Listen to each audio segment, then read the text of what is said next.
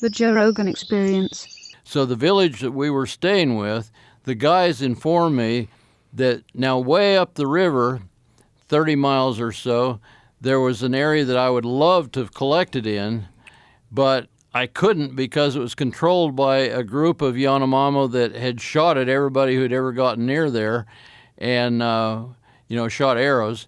And so I was afraid to go up there to do any collecting. But then our group of Yanomamo informed me that these guys had gone off on a raid to attack another group and probably wouldn't be back for a couple of months. So I got brave and went up into their area where I didn't think they were going to be with a young man, Venezuelan, who worked for me. And we had just parked our dugout canoe on the bank and had gone out into the woods to set nets for bats when we hear 100 or so, maybe not 100, but a goodly number of Yanomamo men coming down the trail. And we immediately thought, oh my God, we're going to be absolutely dead ducks if they find us. But I did know that they don't usually go after their quarry. They usually wait in ambush. So we hid out in the jungle until about 2 o'clock in the morning, and then tried turning our lights really dim and sneaking along without making any noise to get back to our canoe and hoping they were asleep. And we'll never know whether they were asleep or not because we did get shoved off and got away. But the very next night, we were stupid enough to think we had gone far enough away that they wouldn't find us, and we went back and tried to net again. And then we heard jaguar noises. So I go off with my shotgun to hunt the jaguar, and it kept moving too fast without noise in between, and I finally dawned on me that, hey, this is more like Indians than jaguars to me even. I went back, and my guys were just ready to actually abandon me and leave me. They were so scared. Oh, no. We didn't even take the nets down. We got out of there as fast as we could, went back to camp, and the next day when we came back to get our nets, all the main strands of the nets had been stolen, proving that these were Indians that were after us. And we probably just got out in time. Woo! So that's the most danger you've ever been in. I don't know. I mean, there was the time I was crawling into a cave and on my belly in a narrow passage, and all of a sudden found that there was a big cobra coming out, and I had to lay perfectly still so that the cobra didn't get upset while he was going by. So you had to lay perfectly still while the cobra slithered by you? Yeah. Whoa. And there was the time the river bandits came after us. River bandits, where was that? That was in Venezuela on the Costa Chiari Canal.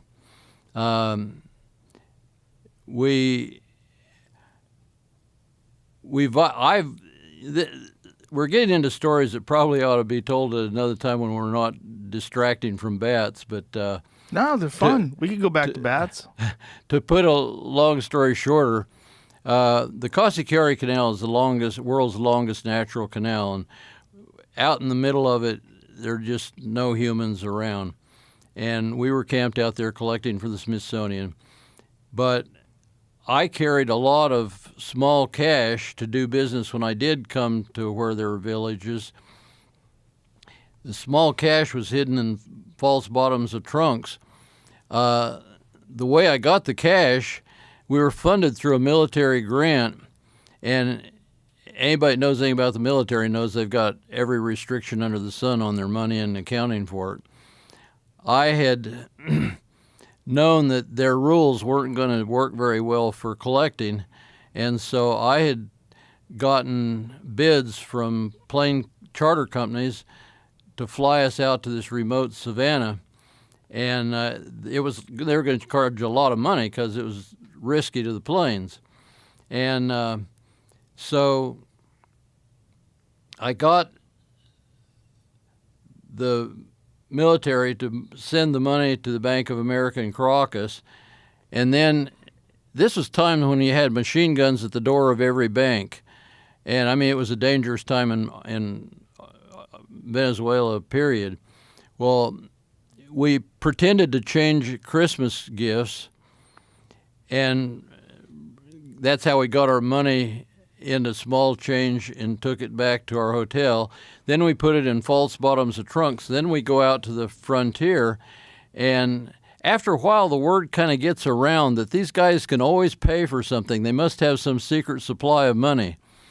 So one day we're out at this remote camp, and my Venezuelan helpers, Indians, came running up saying, oh, in Spanish, cuidado, the not vandals, but the robbers are coming. And they were coming up the river in a little motorized dugout. And so that's how my guys heard them in time to know that they were coming, and then they saw them and realized who they were. And so I had just a couple minutes. It's kind of interesting because I was reared to be a conscientious objector and, didn't believe in fighting in war.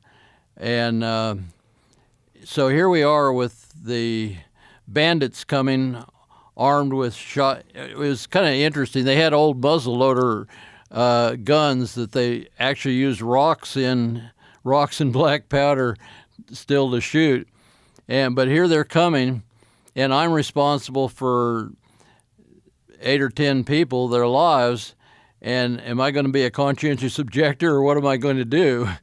And so I broke out all the guns we had, gave everybody one of the, everything from an M1 rifle to a couple double-barreled shotguns, pistols, and got everybody positioned behind rocks and logs.